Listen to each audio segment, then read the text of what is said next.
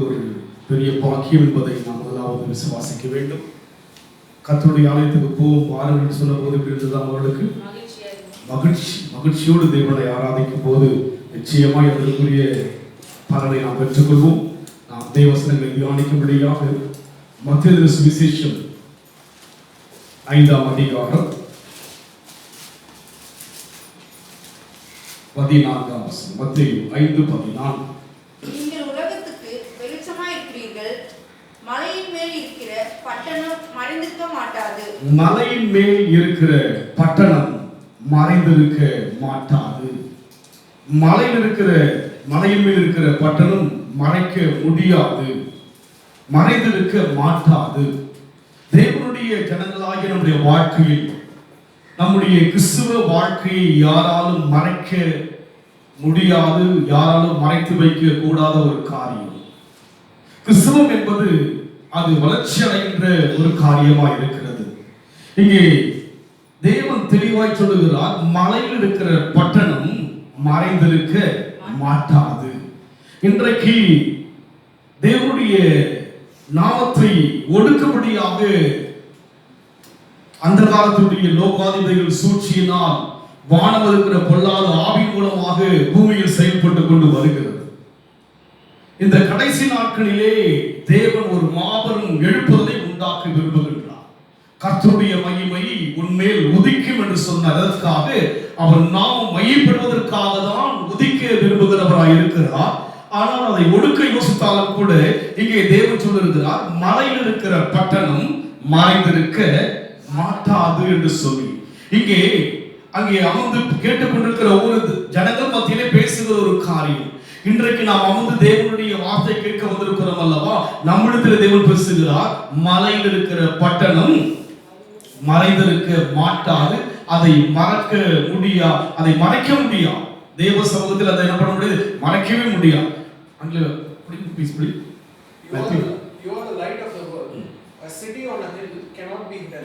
நீ பார்க்கும்போது அதை என்ன செய்ய முடியாது, அதை மறைக்கவே முடியாது. அது போல கிறிஸ்துவ வாழ்க்கை யாரால பண்ண முடியாது, மறைக்க முடியாது. தேவ சமூகத்தில் வந்து கிறிஸ்துவம் என்பது அது வளர்ச்சி அடைகிறதா இருக்கிறது. அதை ஒருவரால் ஒடுக்க முடியாது. அதை தான் இங்கே சொல்கிறார், மறைக்க மாட்டாது என்று சொல்லி யாராலும் தடை செய்ய முடியாது. இன்றைக்கு பார்க்கும் பொழுது நம்முடைய சூழ்நிலைகள் அரசாங்கத்தின் சட்டங்கள் மூலமாக இன்றைக்கு விடுதலையோடு கூட நாம் ஆராதிக்க முடியாத ஒரு சூழ்நிலை இருக்கிறோம். பட் ஆனால் மறைக்க முடியாது. அது என்ன? மலையில் இருக்கிற பட்டணம். இங்கே தேவன் ஒவ்வொரு காரியங்களை சொல்லும் போது நாம் ஒரு ஓமையாக தான் பேசுவார். மலையில் என்று சொல்லும் போது யாரை சொல்லுகிறார்? மலை என்று சொல்லி நம்மை சொல்கிறார். மலையில் இருக்கிற ஒரு பட்டணமாய் சொல்லுகிறார். அந்த காரியங்களை பார்க்கும் போது வாசிப்போம். அதே அதிகாரம் 1ஆம் வசனம் வாசிப்போம். இங்கே பார்க்கிறோம், மலையில் இருக்கிற பட்டணம் என்று நம்மை பார்த்து சொல்லுகிற தேவன் மலையின் மேல் ஏறினார். என்ன செய்தாங்க? எதற்காக? ஜனங்கள் யாவரும் அவருடைய சத்தத்தை கேட்பதற்காக மலையின் மேல் ஏறினார். அப்போ ஒன்று, நாம் யார்? மலையில் இருக்கிற ஒரு பட்டணம் தான். இந்த ஒரு மலையின் அனுபவங்கள் வரைபடத்தால மலையில போய் வீடு கட்டணும்னு சொல்லப்படவில்லை. அந்த அனுபவத்தை தேவன் சொல்ல, நாம் யார்? மலையில் இருக்கிற பட்டணம் தான். அது போல அவர் என்ன செய்தார்? அவரை மலையிலே காண்பிக்கும்படி எங்கே ஏறினார்? அவர் மலையின் மேல் ஏறினார். எக்ஸாம்பிள் யார் தான்? முன்பாக இயேசு கிறிஸ்துவே முன்மாதிரியாக இருக்கிறார். இன்றைக்கு நம்முடைய வாழ்க்கை கூட நாம் அனைவரும் எப்படி இருக்க வேண்டும்? சொல்லுங்க, எப்படி இருக்கணும்? எக்ஸாம்பிள் முன்மாதிரியா இருக்க வேண்டும். ஒரு மாதிரி இல்லை, எப்படி இருக்கணும்? முன்மாதிரியாக இருக்க வேண்டும். அங்கே அவர் மற்றவனை சொல்லுகிறார், அவர் எங்கே ஏறினார்? மலையின் மேல் ஏறினார். இன்றைக்கு தேவ ஜனங்களுடைய வாழ்க்கையை நீங்கள் கிறிஸ்துவுக்குள்ளாய் வளர்வதை யாரால் என்ன பண்ண முடியாது? மறைக்க அது என்ன பண்ண முடியாது? யாராலும் முடியாது. உங்களுடைய மேன்மையை யாரும் தடுக்க முடியாது. ஆசீர்வதிக்க கட்டளை பெற்றே அதை திருப்ப கூடாது. இஸ்ரவேலை ஆசீர்வதித்த தேவனுக்கு பிரியம் என்று சொல்லி பார்க்கிறோம். இஸ்ரவேல் ஜனங்கள் 40 வருஷங்கள் எகிப்திலே அடிமைகளாக இருந்தார்கள். அவர்களை எவ்வளவாய் ஒடுக்கினார்களோ அவ்வளவாய் அவர்கள் பதுகி பெருகினார். அப்போ வாழ்க்கையில் ஒடுக்கம் வரலாம், பிரச்சனை வரலாம், பலவிதமான சோதனை வரலாம். ஆனால் மலையில் இருக்கிற பட்டணம் மறைந்திருக்க மாட்டாது. அது போல உங்கள் உயர்வை யாரும் தடுக்க முடியாது, தடுக்க மாட்டார். மலை இருக்கிற பட்டணத்தை எப்படி மறைக்க முடியாதோ அதுபோல நம்முடைய வாழ்க்கையில் கிறிஸ்துவத்தினுடைய அந்த வளர்ச்சியை யாராலும் மறைக்க முடியவே முடியாது. அதுபோல ஒரு மேன்மை யாரும் தடுக்க முடியாது. காரணம் என்ன? நாம் மலையில் இருக்கிற பட்டணம். அந்த காரியத்தை என்ன செய்ய மலையின் மேல் அவர் செய்கிறார் ஏறினார் சொல்லி பார்ப்போம். நம்முடைய வாழ்க்கை கூட இந்த மலையின் அனுபவங்கள் நம் வாழ்க்கையில் வர வேண்டும். நம்முடைய அனுபவங்களை ஒரு வளர்க்கிற ஒரு அனுபவம் வர வேணா நம்முடைய வாழ்க்கையில் நம்முடைய மலை இருக்கிற பட்டணம் மறைந்திருக்க மாட்டார். முதலாவது வாசிப்போம். ஆதியாகமம் 22ஆம் அதிகாரம் 2ஆம் வசனம். அப்பொழுது அவர், உன் புத்திரனும் உன் ஏகசுதனும் உன் நேசகுமாரனுமாகிய ஈசாக்கை நீ இப்பொழுது அழைத்துக் கொண்டு மோரியா தேசத்துக்கு போய் அங்கே நான் குறிக்கும் மலைகளில் ஒன்றில் என்ன செய்வாயாக?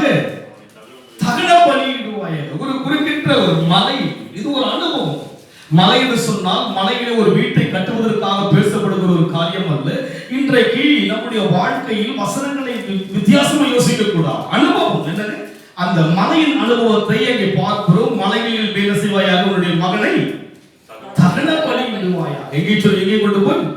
மலையிலே கொண்டு போய் என்ன செய்வாங்க? தகன பலி செலுத்துவாயாக. மலை இருக்கிற பட்டணம் மறைந்திருக்க மாட்டாதுதான். ஆனால் மலையிலே என்ன செய்ய வேண்டும்? பலியிட, சாக்ரிஃபைஸ். நமக்கு ஒரு தியாகம் வர வேண்டும். கிறிஸ்துவுக்குள்ளாக ஏதோ வரம் போற அப்படி அல்ல. நம்முடைய வாழ்க்கையிலே ஒரு தியாகம், தேவனுக்காக விட்டு கொடுக்கிற ஒரு காரியம் நம்ம வாழ்க்கையில் வர வேண்டும். அங்கே பார்க்கிறோம், எதை விட்டு கொடுத்தான்? ஒரே குமாரனை, நேசகுமாரனை, பாசம் இருந்த ஒரு மகனை பலி செலுத்தும்படியாக மலையிலே தேவன் அழைத்த போது விட்டு கொடுக்கிறார். அதுபோல இன்றைக்கு நம்முடைய வாழ்க்கையில் மலையில் இருக்கிற பட்டணம் மறைந்திருக்க மாட்டார். அந்த மலையின் அனுபவம் என்ன? தியாகம், விட்டு கொடுக்கிற ஒரு தன்மைகள். தேவனுக்காக எதையும் விட்டு கொடுக்கிறோம். நம்மால் ஒரு நேரத்தையும் விட்டு கொடுக்க முடியவில்லையே. யோசித்து பாருங்கள், எதை விட்டு கொடுக்க முடியவில்லை? நேசத்தை விட்டு கொடுக்க முடியாத ஒரு அனுபவத்துக்குள்ளாக மலையிலே ஆபிரகாம் கடந்து போவதை பார்க்கிறோம். நம் வாழ்க்கையில் கிறிஸ்தவம் என்பது பேச்சில் அல்ல. தேவ ராஜ்யம் எதில் கிடையாது? பேச்சில் அல்ல, பலத்தில். அங்கே அந்த மலையிலே தகுந்தபடி செலுத்தும்படியாக தேவனுடைய சமூகத்திலிருந்து வார்த்தை வந்த மாத்திரத்திலே 3ஆம் வசனம் வாசிக்கும் போது அதிகாலையில் எழுந்து எங்கே செல்கிறார்? மலைக்கு செல்கிறார். எதற்கு செல்கிறார்? அவர் தன் மகனை பலி செலுத்தும்படியாக செல்கிறார். என்ன அனுபவம்! எப்பேற்பட்ட ஒரு அனுபவத்துக்குள்ளாக ஆபிரகாம் அழைக்கப்பட்டிருக்கிறார். இன்றைக்கு அழைக்கப்பட்ட நமக்குள் என்ன எக்ஸ்பீரியன்ஸ், என்ன அனுபவம் இருக்கிறது? என்ன செய்கிறோம் தேவனுக்காக? அது பாடினோம். நாம் பாடுவது போல உலக ரீதியான மக்களும் பாடிக்கொண்டிருக்கிறார்கள். வந்து துதித்தோம். நாம் துதிப்பது போல உலகத்தில் மக்கள் துதித்து கொண்டுதான் இருக்கிறார்கள். காணிக்கை கொடுக்கிறோம். நாம் கொடுப்பது போல உலகத்தில் மக்களும் கொடுத்துக் கொண்டுதான் இருக்கிறார்கள். ஆனால் தன் மகனை பலி செலுத்தும்படியா யார் கொடுப்பார்கள்? யார் கொடுப்பார்கள்? துதிப்போம். துதிப்பது சுலபமான ஒரு காரியம், கொடுப்பது சுலபமான ஒரு காரியம், தேவ சமூகத்துக்கு வருவது சுலபமான ஒரு காரியம். அதுவே நமக்கு சுலபம் இல்லாதபடி இருக்கிறது. இந்த அனுபவம் யாருக்கு வரும்? மலையில் இருக்கிற பட்டணம் மறைந்திருக்க மாட்டார். ஆபிரகாம் யாராக வேதம் சொல்கிறது? விசுவாசிகளுக்கு தகப்பன் என்று சொல்கிற அளவுக்கு ஒரு மேன்மையான ஸ்தானத்தை ஆபிரகாம் பெறுவதற்கு முன்பாக அவன் அனுபவம் என்ன? மலையிலே மகனை பலி செலுத்துகிற அனுபவம். இன்றைக்கு நம்முடைய அனுபவம் எப்படி இருக்கிறது? எதில் தியாகம் செய்கிறோம் தேவனுக்கு? நேரத்தை தியாகம் செய்கிறோமோ? நாட்களை தியாகம் செய்கிறோமோ? இந்த வருஷத்தை தியாகம் செய்திருக்கிறோமோ? மலையில் இருக்கிற பட்டணத்தை மறைக்க முடியாது. தேவ ராஜ்யம் எழுப்பப்படுவதை யாராலும் மறைக்க முடியாது. அந்த அனுபவத்தில் வருகின்ற மக்கள் மூலமாக தான் கர்த்தருடைய மகிமை வெளிப்பட போகிறது. அன்றைக்கு மலைக்கு தேவன் அழைத்த போது, பலி செலுத்த அழைத்த போது யாரை? ஒரே மகனை. ஈசாக்கு சொன்னால் புன்னகை என்ற அர்த்தம்.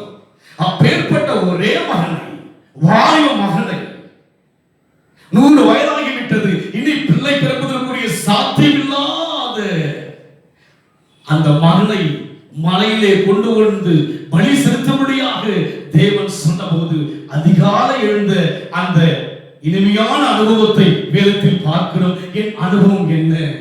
என் உறவு எப்படி இருக்கிற தேவ சமூகத்தில்? என் ஐக்கியம் எப்படி இருக்கிற தேவ சமூகத்தில்? உம்மை நோக்கி பார்க்கிறேன் என்று பாடினோம் அல்லவா? பார்க்கிறோமா? ஒவ்வொரு நாளும் பார்க்கிறோமா? அவரிடத்தில் பேசுகிறோமா? அவரிடத்தில் பழகுகிறோமா? அவரிடத்தில் ஐக்கியம் கொண்டிருக்கிறோமா? இவர் பழகினார். தேவன் அழைத்த போது 75 வயதிலே தேவன் அழைக்கிறார். இங்கே பார்க்கிற 100 வயதுக்கு பின்னால் வாலிப பருவத்திலே இருக்கின்ற போது தேவன் சொல்கிறார், 25 ஆண்டுகளாக அவரோடு கூட பழகி பழகி பழகி தியாகம் செய்யும்படியாக, சேகரை பண்ணும்படியான ஒரு சூழ்நிலைக்குள்ளாக ஆபிரகாம் தள்ளப்பட்டு விட்டார். பலி செலுத்தும்படியாக தேவனுடைய கட்டளை வந்துவிட்டது. என்ன செய்தார்? மலையில் ஏறினார். என்ன அனுபவம்! கிறிஸ்துவ வாழ்க்கையில் ஆபிரகாமுடைய அனுபவம் வெற்றி கொள்ளபடியா இருக்கிறது. இன்றைக்கு ஒரு உறவு, என் உறவு தேவ சமூகத்தில் எப்படி இருக்குன்னு சொல்லி நம்மை நாமே ஆராய்ந்து பார்க்க வேண்டும். மலையில் இருக்கிற பட்டணத்தை மறக்க முடியாது.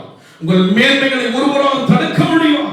உங்கள் உயர்வை ஒருவராலும் தடுக்க முடியாது. யாக்கோபு விரோதமாக மந்திரவாதம் இல்லை, இஸ்ரவேலுக்கு விரோதமாக உரி சொல்தல் இல்லை. தேவ ஜனமாக நம் வாழ்க்கையில் இந்த அனுபவங்கள் வர வேண்டும். ஏதோ மலையை குறித்து தேவன் பேசவில்லை. தேவன் பேசுகிற அர்த்தம் புரியாமல் நாம் வாழ்ந்து கொண்டிருக்கிறோம். இன்றைக்கு தேவன் பேசுகிற காரியம் தெரியாமல் வாழ்ந்து கொண்டிருக்கிறோம். நமக்கு ஏற்றபடி வாழ யோசிக்கிறோம். நீ நடக்க வேண்டிய வழியை யார் காட்ட வேண்டும்? அவர் காட்ட வேண்டும். காட்டுகிறாரா? அவர் வழி நடக்கிறோமா? அவர் ஆலோசனை பிரகாரம் செய்கிறோமா? இந்த நாள் கர்த்தர் உண்டு பண்ணின நாள். இதில் எப்படி இருக்க வேண்டும்? தேவ சமூகத்தில் கடந்து வர வேண்டும். இது கர்த்தரால் உண்டாக்கப்பட்ட தேவனுடைய நாள்.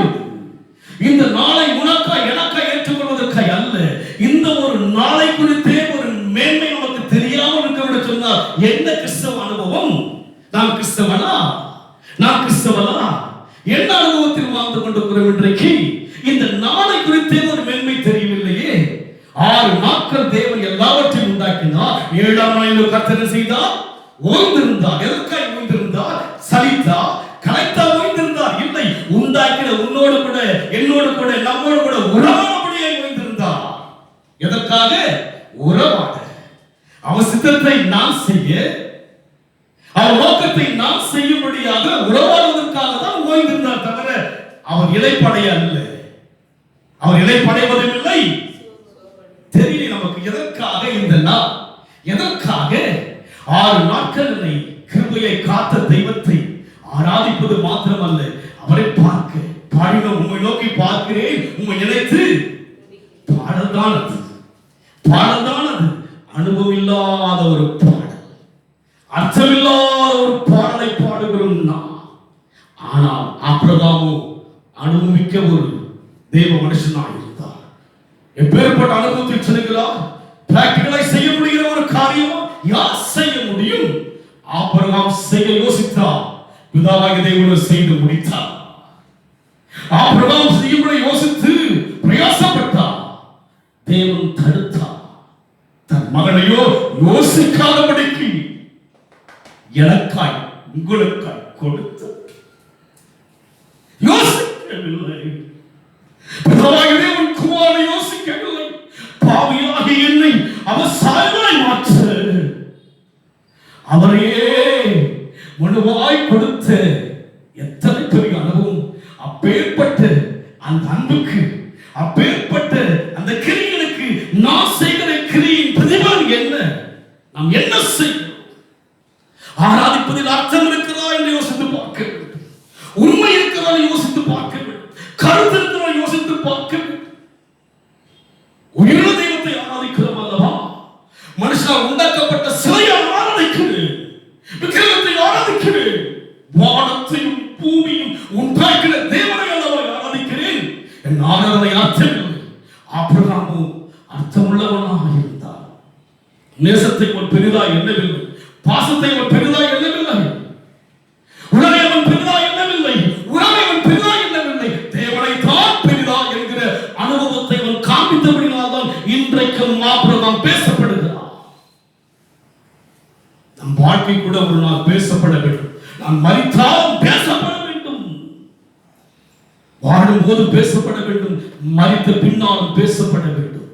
நான் அனுபவங்கள் சொல்லப்பட வேண்டும். அன்றைக்கு ஆபிரகாம் அனுபவம் சொல்லப்பட்டது, இன்றைக்கும் சொல்லப்படுகிறது. மலையில் இருக்கிற பட்டணம் மறைந்திருக்க மலையின் அனுபவம் மறைத்ததா? ஆபிரகாமின் தேவனும் அவன் மகனாகிய ஈசாக்கின் தேவனும் ஈசாக்கின் மகனாகிய யாக்கோபின் தேவனே என்று சொல்லி பெருமிதம் கொள்கிற அளவுக்கு ஆபிரகாமினுடைய அனுபவம் இருந்தது. இன்றைக்கு நம்முடைய அனுபவம் என்ன? 6 மாதங்கள் திரும்பி பார்ப்போம். உலகமே கலங்கினது, உலகம் குழம்பினது, வளர்ச்சி நடனம் நடுகிறது. கண்மணி போல பாதுகாத்தார், தேவையெல்லாம் கொடுத்தார். ஒரு நாளாவது உணவு இல்லாமல் இருந்தோம், ஒரு நாளாவது உடை இல்லாமல் இருந்தோம். எவ்வளவோ ஜனங்கள் உணவு இல்லாமல், எவ்வளவோ ஜனங்கள் மரித்து போய்விட்டார்களே. யோசித்து பாருங்கள். இதையெல்லாம் யோசிக்கிறோமா? இதையெல்லாம் தியானிக்கிறோமா? இதையெல்லாம் சிந்திக்கிறோமா? எப்படி பாதுகாத்தார்? கண்ணின் மணி போல என்னை காத்தீரே என்று பாடிவிட்டார். 6 மாதம் முடிந்து இந்த 9வது மாதம் தேவ சமூகத்துக்கு வந்திருக்கிறோம். உங்களை சார்ந்தவர்கள் யாராவது படுத்தார்களா? உங்களை சார்ந்தவர்கள் யாராவது மரித்தார்களா? எவ்வளவோ ஜனங்கள் மரித்தார்கள், செல்வந்தர்கள் மரித்தார்கள், விபத்திலே மரித்தார்கள், இயற்கை சீற்றத்தினால் மரித்தார்கள். உங்கள் குடும்பம், நம் குடும்பம் கண்மணி போல பாதுகாத்தார். அவருக்கு செய்கிற உறவாடுதலா இந்த அனுபவம்? ஆபிரகாமுடைய அனுபவம் மெய் சிலிர்க்கும்படியான அனுபவம். தேவனே மெய் சிலிர்க்கும்படியாக, தேவனுடைய இருதயமே கலங்கும்படியான அனுபவம் தான் ஆபிரகாமின் அனுபவம். மலையின் அனுபவம் நமக்கு அவசியம். மலையை குறித்து தேவன் பேசவில்லை. வேதத்திருக்கிற ஒவ்வொரு வார்த்தையும் யாரை குறித்து பேசியிருக்கிறார்? என்னை குறித்து பேசியிருக்கிறார். உங்கள் தனிப்பட்ட வாழ்க்கை குறித்து பேசியிருக்கிறார்.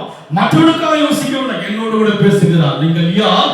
மலையில் இருக்கிற பட்டணம். உங்களை மறைக்க முடியவே முடியாது. உலகத்தில் ஒரு பழமொழி சொல்லுவாங்க, கத்திரிக்காய் மனுஷன் வரணுமா? அதே போல்தான் கிறிஸ்தவன் வெளியே வந்தால் வேண்டும். அந்த எந்த கிறிஸ்தவா இருக்க வேண்டும்? மலையில் இருக்கிற அனுபவம் இருந்தால் தான் வெளியே கொண்டு வர முடியும். தேவனை இல்லாவிட்டால் மரக்காலிலே மூடி வைத்து விட்டால் வெளிச்சத்தை உலகத்துக்கு காண்பிக்க மூடுகிறவளாய் இருக்கிறோமா? மறைக்க மாட்டாது மலையில் இருக்கிற பட்டணத்தை.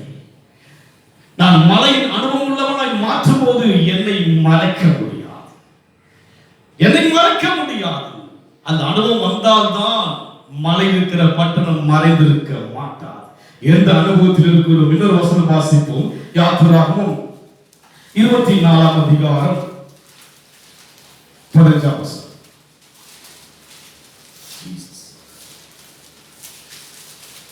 மோசே மலையின் மேல் ஏறின போது ஒரு மேகம் மலையை மூடிற்று. 16 வாசிங்க. கர்த்தருடைய மகிமை. மோசே மலையின் மேல் ஏறின போது, அங்கே ஆபிரகாம் மலையின் மேல் ஏறுகிற அனுபவத்தை பார்க்கிறோம். இங்கே மோசே என்ன செய்கிறார்? மலையின் மேல் ஏறுகிற அனுபவத்தை. மலையின் மேல் ஏறின போது கர்த்தருடைய மகிமை சீனாயின் மேலே மலையின் மேல் தங்கிற்று. கர்த்தருடைய மகிமை என்னுள் உதிக்க வேண்டும், கர்த்தருடைய மகிமை என்னுள் தங்க வேண்டும், கர்த்தருடைய மகிமை வாழ்வில் காணப்பட வேண்டும் என்று சொன்னால் எங்கே ஏறுகிற அனுபவத்தை பார்க்கிறோம்? மலையில் ஏறுகிற அனுபவம். விலகிக் கொள்ள வேண்டும். வேதத்தை ஆராய்ந்து பாருங்கள், அவைகளா உங்களுக்கு நிறுத்திய ஏதோ படிச்சுட்டு ஆராய்ந்து இந்த மலைக்கும் அந்த மலைக்கும் என்ன சம்பந்தம்? மத்தியிலே சொல்கிறார் மலை இருக்கிற பட்டணம் சொன்னால் எதை சொல்கிறார்? இங்கே சொல்லப்பட்டவர்களை தான் பேசுகிறார் தேவன். அவர்கள் எல்லாம் மறைக்கப்பட்டார்களா? ஆபிரகாம் இன்று பேசுகிறார், மோசே இன்று பேசுகிறார் அல்லவா? மலை மேல் ஏறின இயேசு இன்றும் பேசப்படுகிறார் அல்லவா? அது போல மலையினுடைய அந்த அனுபவம் என்பது மலையை பத்தி பேசுற. யாரை பத்தி பேசுறாருங்க? சர்ச்சைக்கு வந்திருக்க யாரை பத்தி பேசுறாரு? யாரை பத்தி பேசுறாரு? கர்த்தர் உங்களை பத்தி பேசுறாரு, என்ன பத்தி பேசுறாரு? எதுக்கு வரீங்க? அவர் உங்ககிட்ட பேசுவதற்காக வந்திருக்கீங்க. நீங்க அவர் உங்களை குறித்து பேசுவதற்காக தான் நீங்க அழைக்கப்பட்டிருக்கிறோம். ஏதோ வரப்போம் ஒரு பாரம்பரியத்துக்காக அழைக்கப்படவில்லை. கிறிஸ்தவம் என்பது உங்களையும் என்னை குறித்து பேசுவதற்காக அழைக்கப்பட்ட இருந்தால் தேவனுடைய சமூகம். மலையில் இருக்கிற என்ன பண்ணவன் மறைக்க மாஸ்க் போட்டு மூஞ்ச மறைச்சிடலாம், ஆனால் மனம் இருக்கிற இயேசுவை மறைக்கவே முடியாது. சட்டங்களுக்கு கீழ்ப்படிய வேண்டும், கீழ்ப்படிந்ததும் ஆக வேண்டும் என்று வேதம் சொல்கிறது. ஆனால் கிறிஸ்துவத்தை மறைக்க மாட்டார். நான் என்ன அனுபவத்தில் வளர்கிறேன்? மலையின் அனுபவத்தில் வளர்கிறேன். நான் வளர்ச்சி அடைகிறேன். மலை என்பது ஏறிதான் ஆக வேண்டும். ஒரு பூமிக்குரியதல்ல, மலை என்பது ஏற வேண்டியதாக இருக்கிறது. அதுபோல நம்முடைய வாழ்க்கை நாளுக்கு நாள் என்ன செய்யறாங்க? 6 மாசம் பொறுத்த இந்த அனுபவம் இப்படி இருந்தா யோசிச்சு பாருங்க, என்ன சாதிக்க போகும்? 6 மாதம் ஐயோ அப்படி ஆயிடுச்சு, சர்ச்செல்லாம் முடிச்சு இவ்வளவுலாம் கவலைதான் பட்டு தந்தக்கு பாடும் அந்த அனுபவத்துல வளராம வந்துட்டு ஏதோ என் ஆத்மாவே கத்தர் எல்லாம் முடிச்சுருவாருன்னு பார்க்கலாங்க. போட்டார் 7 to 8 அடின்னு போட்டார், பார்க்கலாம் முடிச்சுறாரு பார்க்கலாம். சொல்லுங்க முடிச்சு மலையின் அனுபவம், ஏறி வருகிற அனுபவம். அவன் மலையில் ஏறுகிறான்.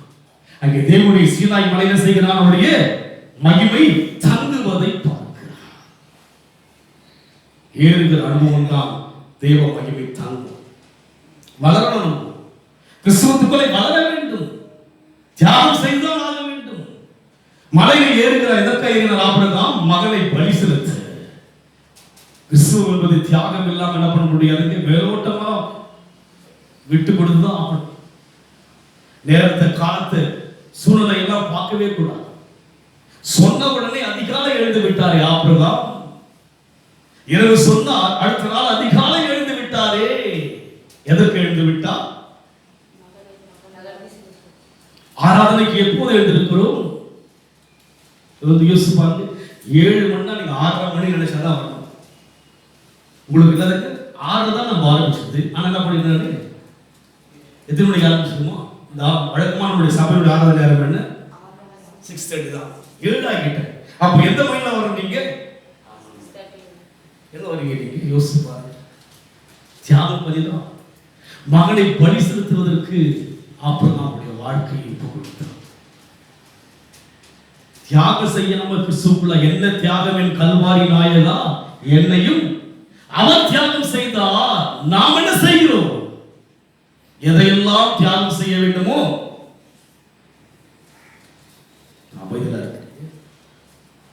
தியாகம் செய்ய மாட்டேன். அதுக்கு கேளுங்கள், அப்போது உங்களுக்கு கொடுக்கப்படும். கொடுத்தா போதும். எப்படி கொடுக்கணுமா? அமுக்கி குலுக்கி சொல்லுங்க. கொடுங்கள், அப்போது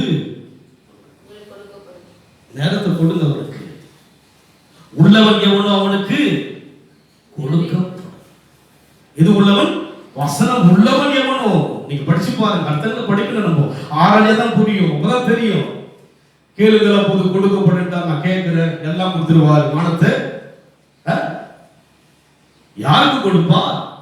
கொடுங்கள் அப்போது உள்ளவன் எவனோ. என்ன என்ன உள்ளவன்? வசனம் உள்ளவன் எவனோ அவனுக்கு கொடுக்கப்படும். வேதத்தை விளங்கிக் கொள்ள வேண்டும், ஆராய்ந்தால்தான் விளங்கிக் கொள்ள முடியும். அதனால் பட்டணம் என்பது அங்கே மலையின் கதையை சொல்லவில்லை. எந்த கதையை சொல்கிறார்? நம்முடைய கதை தான் பேசுகிறார். நீங்கள் சபைக்கு யார் கதை பத்தி பேசுகிறாரு? அதுதான் நீங்க சொல்லுங்க. இன்னைக்கு போனா என்ன பத்தியே பேசுறது. மனசுல அப்படி வச்சுக்கிறாரு. ஒரு வாரமா என்ன யோசனை பண்றாரு, மனசுல வச்சுக்கிட்டு கரெக்டா அவர் என்ன பண்ண மாட்டாரு, நிறைய கோவப்பட்டு பேச மாட்டாரு. அப்படி உள்ளவே வச்சுட்டா போறாரு, அப்படி பிடிப்பா. அது யாரை பத்தி பேசுறாரு? நம்மை குறித்து பேசுகிறார். அவர் பேசுவதற்கு நான் கேட்பதற்கு பாக்கியமானவர். ஒரு பிரதமரோ நம்முடைய நாட்டினுடைய நம்முடைய மாநிலத்தின் முதல்வர் பேசுறது எப்படி யோசிச்சு பார்த்து சடனா வந்துடாரு. இல்லை எப்படி இருக்கும்? யாராவது உள்ள வந்துட்டாருங்க, ஒரு முதல்வர் அங்க நின்று உள்ள வந்து எப்படி இருக்கும் முகம்லாம் யோசிச்சு பாருங்க. யார் வந்துட்டாருங்க? நம்முடைய ஸ்டேட்டுடைய சிஎம் வந்துட்டாரு. உலகத்தை உண்டாக்கியவர் பேசுகிறார். நான் பாக்கியமா, நீங்கள் பாக்கியமான மக்கள். அதனால் நீங்க பார்க்கிற அந்த மலையின் அனுபவத்தை பார்க்கும்போது மறுபடியும் வாசிப்போம். மோசே மலையின் மேல் ஏறினபோது ஒரு மேகம் மலையை மூடிட்டு கர்த்தருடைய மகிமை சீனா மலையின் மேல் தங்கி இருந்தது. மேகம் 6 நாள் அதை வாசிப்போம். மோசே மேகத்தின் நடுவிலே பிரவேசித்து மலையின் மேல் ஏறி இரவும் பகலும் பாருங்க, இரவும் பகலும் என்ன செய்கிறாங்க பாருங்க. தேவனோடு உறவாடுகிற ஒரு ஐக்கியம் மோசைக்குள் இருக்கிறது. நம்முடைய வாழ்க்கையில் யாரோட அதிகமாக உறவாட வேண்டும் சொல்லுங்க. எதுதான் ஒண்ணு யாரும் இருக்காங்க, உறவு தான். ஏன் வரலாம் இல்லைங்க, உறவுக்காரர் அதுவாயிடுச்சு இதுவாயிடுச்சு இதெல்லாம் பேசுறோம். 40 நாள் இரவும் பகலும் எங்கே இருந்தால் மலையிலே இருக்கிறார். தேவனோடு உறவாடி கொண்டிருக்கிறார். தேவனுடைய பிரசன்னத்துக்குள்ளாக ஆழமான அந்த அனுபவத்துக்குள் சென்று கொண்டே இருக்கிறார். ஒன்று ஆபிரகாமுடைய அனுபவம் என்ன? தியாகம் செய்கிற அனுபவம், எதையும் தேவனுக்காய் விட்டுக் கொடுக்கிற அனுபவம். மோசையின் அனுபவம் என்ன? தேவனோடு அதிகமாக உறவாடுகிற அனுபவம். இந்த அனுபவம் நமக்குள் இருக்கிறதா? அந்த அனுபவம் உள்ளவன் தான் யாராய் இருக்க முடியும்? மலை இருக்கிற பட்டணமாய் இருக்க முடியும். அவனை யாராலும் மறைக்க முடியாது. அவனுடைய உயர்வை யாராலும் கெடுக்க முடியாது, ஒடுக்க முடியாது, தடுக்க முடியாது. இவரெல்லாம் இந்த மலையின் அனுபவத்தில் இருந்தவர்கள். இவர்கள் இந்த மலையின் அனுபவத்தில் இருந்தபடினால்தான் இவர்கள் பெயர் இன்றைக்கும் பேசப்படுகிறது. இன்றைக்கும் அவருடைய காரியங்களை குறித்தும் நம்முடைய வாழ்க்கையிலே எல்லாம் வசனங்களை பகிர்ந்து பேசிக் கொண்டிருக்கிறோம். அதனால் இன்றைக்கு இந்த அனுபவத்துக்குள்ளாக மோசே மேகத்தின் நடுவிலே பிரவேசித்து மலையின் மேல் ஏறி இரவும் பகலும் 40 நாள் மலையில் இருந்தார். யார் தான் இருந்தாங்க? தேவனும் மோசேயும் தான். எப்படி இருக்கிறாங்க? இரவும் பகல், அதுக்கு இரவும் தனிமையாக இருக்கிறார். தனிமை மாற்றும் பொழுது நான் துணையாய் வருபவர். தனிமையில் அவரோடு கூட தனிமையிலே அவரோடு கூட அதிகமாய் தனிமை அவரோடு கூட பழகி பாருங்க. அந்த அனுபவம் இன்பமான அனுபவம். அவரோடு பழகுற அந்த அனுபவம் என்பது இந்த உலகத்துல யாரோடும் இல்லாத இன்பத்தை கொடுக்கிற அனுபவம். கணவனானாலும் மனைவியானாலும் தாயானாலும் தகப்பனானாலும் பிள்ளையானாலும் உறவானாலும் அவரோடு பழகுகிற அனுபவத்துக்கு ஈடு இந்த உலகத்தில் ஒன்று கிடையாது. மனுஷனோடு கூட பழகுவாங்க, கோபதாபம் எரிச்சல்லாம். அவரோடு கூட 40 நாள் என்ன அனுபவம். 1 மணி நேரம் அவரோடு கூட பழகும் போதே என்ன அனுபவம். 40 நாள் இரவும் பகல் அவர் பேச இவர் கேட்க, இவர் பேச அவர் கேட்க. என்ன அனுபவம். இந்த அனுபவம் எல்லாம் நமக்கு இருக்கிறதா? 40 நாள் வேண்டாம், ஒரு நாளைக்கு 1 மணி நேரமாவது அவரோடு கூட. அதுதான் சொன்னார் பேதுரு சீஷர்களை பார்த்து, 1 மணி நேரமாவது வெடித்திருந்து ஜெபிக்கப்படுகிறார். அந்த அனுபவம் மேன்மையான அனுபவம். எவ்வளவோ உறவுகளோடு கூட பேசி என்னத்தை கண்டீங்க? கண்ணீரை கண்டிருப்பீங்க, நிந்தையை கண்டிருப்பீங்க, கசப்பை கண்டிருப்பீங்க, கோபத்தை கண்டிருப்பீங்க. அவரோடு கூட உறவாடுகிற ஒவ்வொரு நேரமும் நமக்கு பலம் தான், நமக்கு ஆரோக்கியம் தான், நமக்கு நிம்மதி தான், நமக்கு சந்தோஷம் தான். எதிர்காலத்தை குறித்து பயமே இருக்காது. கர்த்தர் எனக்காக யாவற்றையும் செய்து முடிக்கிற அந்த அனுபவத்தில் இங்கே இருப்பதை பார்க்கிறோம். அதனால் நம் வாழ்க்கையில் அந்த அனுபவத்தில் போகும்படியாக ஒப்புக் கொடுக்க வேண்டும். நம்முடைய வாழ்க்கையில கர்த்தருடைய காரியங்களை பெற்றுக் கொள்ளும்படியாக இன்னொரு வசனம் வாசிப்போம். ஆகாய் 1ஆம் அதிகாரம் 8ஆம் வசனம் வாசிப்போம்.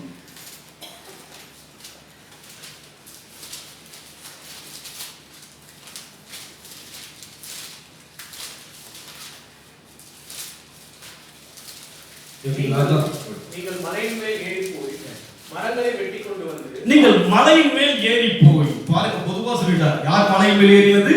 ஆபிரகாம் மகனை பலி செலுத்தும்படியாக மலையின் மேல் ஏறினார். மோசே தேவனுடைய கட்டளை பெறும்படியாக மலையின் மேல் ஏறினார். நீங்கள் மலையின் மேல் ஏறி.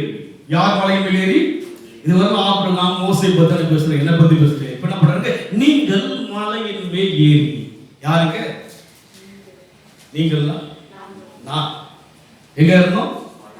அந்த அனுபவத்துக்கு போகணும். அதுக்காக மலையில ஏறிட்டீங்க. திருவண்ணாமலை அந்த மலை அதுங்க இங்க பக்கத்துல இருக்கீங்களா? ஜெபம் பண்ண போவாங்க பாருங்க. நம்மளை பார்த்து சின்ன மலை செந்தம் ஒரு மலையில நிறைய ஜெபம் பண்ண போவாங்க இருக்கட்டும், அது ஒரு விஷயம். அந்த அப்படி அல்ல, அனுபவத்தில் கிறிஸ்துவம் ஒவ்வொன்றும் நீங்க கதமெல்லாம் யோசிக்க அனுபவத்துக்கு தான் கிறிஸ்துவ எக்ஸ்பீரியன்ஸ். கிறிஸ்தவம் என்பது பார்த்தா ஒரு ஆராதிப்பது அந்த கிறிஸ்தவம் வாழ்க்கை முறையிலே நடைமுறையிலே செயல்படுதான் கிறிஸ்தவம். அது அந்த ஆபிரகாம் பத்தி பார்த்தோம், மோசே பத்தி பார்த்தோம். இஸ்ரவேலர்களை பற்றி சொன்னீங்க, மலையின் மேல் ஏறி என்ன பண்ணுங்க? மரங்களை வெட்டுங்கள், ஆலயத்தை கட்டுங்க. எதை கட்டுங்க? பவுல் என்ன சொல்லுகிறார்? நீங்களே ஆலயம். நம்ம தானே எங்க போனாலும் யாரை பத்தி பேசுறாருங்க? ஆலயத்தை கட்டுறார். யாரை கட்டுறாரு? உன்னை கட்டுமா? என்ன கட்டுற? நீ கட்டுப்பா. நம்ம என்ன பண்றோம்? அதை கட்டுங்க ஆண்டவர். அந்த வாயை கட்டு. எந்த வாயை கட்டு சொல்லுங்க? அந்த வாயை கட்டாத ஆண்டவர், ஏன் வாயை கட்டு. நம்ம என்ன பண்றது? ஆண்டவர் சூத்திரம் என் மத வாயை கட்டு, எங்க கணவர் வாயை கட்டு, நீ திட்டு அவர் கட்டு. எதை கட்டணும்? ஆலயத்தை கட்ட வேண்டும். ஆலயம் யார் தான்? நான் தான் ஆலயம். நான் கட்டப்பட வேண்டும். கட்டப்பட வேண்டும் செய்கிறாங்க. சாக்ரிஃபைஸ், மலையில் ஏறுகிற அனுபவம், ஃபெலோஷிப், தேவனோடு கூட ஐக்கியம் கொடுக்கிற அனுபவம் நமக்குள்ளாக வளரணும். அதுதான் ஆலயம் கட்டுகிற அனுபவம். இந்த அனுபவம் யாருக்கெல்லாம் இருக்கிறது? இந்த அனுபவம் மிக மிக அவசியம். அவர் வருவார் அல்லவா? வருவாரா வரமாட்டாரா? வரப்போகிறார். வரும்போது எப்படி இருக்க வேண்டும்? இந்த அனுபவத்தில் இருக்கிறவன் தான், ஆயத்தமாக இருக்கிறவன் தான். அந்த புத்தியுள்ள ஸ்திரீ எப்போதெல்லாம் இந்த விளக்கை எரிந்து கொடுக்கும், அது அந்த ஆயத்தம் இருக்க வேண்டும். ஆயத்தம் இருந்தே இருக்க வேண்டும். அனுபவத்தின் ஆயத்தத்தை கூட இருந்து கொண்டே இருக்க வேண்டும். எப்போது வந்தாலும் அந்த சித்தம் செய்கின்ற ஒரு மனுஷனாய் இருக்க வேண்டும். அவர் சித்தம் செய்ய வேண்டும். அவர் சித்தம் செய்ய வேண்டும். அவர் நோக்கம் செய்ய வேண்டும். இந்த பூமி வாழுகிற காலமெல்லாம் என் விருப்பம் அவருடைய சித்தமாய் இருக்க வேண்டும். அவர் சித்தம் செய்து பாருங்கள், நம்முடைய தேவைகளை தேவன் சந்திப்பார். அவர் சித்தம் செய்ய வேண்டும். தேவ சித்தத்தை செய்வதற்காக ஒப்புக் கொடுக்க வேண்டும். ஆண்டவருடைய சமூகத்தில் அமர்ந்து தேவ சமூகத்திலே அநேக காரியங்களை பேசும்போது தேவன் ஒவ்வொரு முறையும் இடைப்படுவதை நான் பார்த்துக் கொண்டு வருகிறேன். அவர் சித்தத்தை நான் செய்ய வேண்டும். சித்தம் செய்ய என்னை தத்தம் செய்து நித்தம் என்னை சுத்தமாக்க வேண்டும். தேவ சித்தத்தை செய்ய வேண்டும். நம் வாழ்க்கையில் சித்தம் செய்ய என்னை தத்தம் செய்தேன், நித்தம் என்னை சுத்தமாக்கும். சித்தம் செய்ய என்னை தத்தம் செய்தேன், நித்தம் என்னை சுத்தமாக்கும். பாவி என்று தள்ளிடாமல் தம்மை போல சேர்த்துக் கொண்டீ, நீசன் என்று என்னை வெறுத்திடாமல் நேசனாக மாற்றி விட்டீ. பாவி என்னை தள்ளிடாமல் தம்மை போல சேர்த்துக் கொண்டீ, நீசன் என்று என்னை வெறுத்திடாமல் நேசனாக மாற்றி விட்டீ. மன்னிக்கின்றேன் மன்னனல்லோ, உன் பாதத்தில் வந்தடைந்தே. மன்னிக்கின்றேன் மன்னனல்லோ, உன் பாதத்தில் வந்தடைந்தே. சித்தம் செய்ய என்னை தத்தம் செய்தேன், நித்தம் என்னை சுத்தமாக்கும். சித்தம் செய்ய என்னை தத்தம் செய்தேன், நித்தம் என்னை சுத்தமாக்கும். தண்ணீர்களை கடக்கும்போது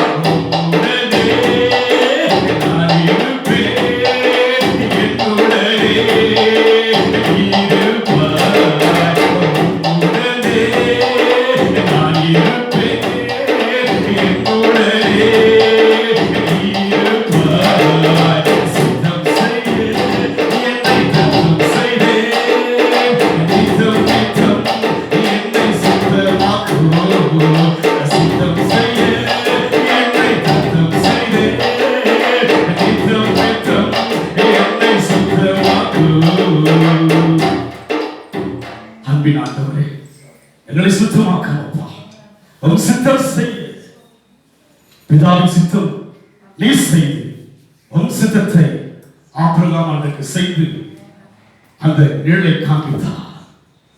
யுத்தத்தை செய்வதற்கு முன்பாக நிழலை அவர் காண்பித்தார். மோசே உன் சித்தம் செய்ய சுருளையை சுட்டி காட்டாதபடிக்கு மலையில் ஏறுகிற அனுபவத்தை நாங்கள் பார்த்தோம். மலையில் ஏறி மரங்களை வெட்டுங்கள். ஆமாண்டவரே, இந்த பூமியில் நாங்கள் சித்தம் செய்கிற மக்களாய் இருக்கும்போது மலையில் இருக்கிற பட்டணமாய் மாறுவோம். மலையில் இருக்கிற பட்டணம் மறைந்திருக்க மாட்டார். எங்களுடைய மேன்மையை ஒருவரால் மறைக்கவோ தடுக்கவோ ஒடுக்கவோ தடை செய்ய முடியாது.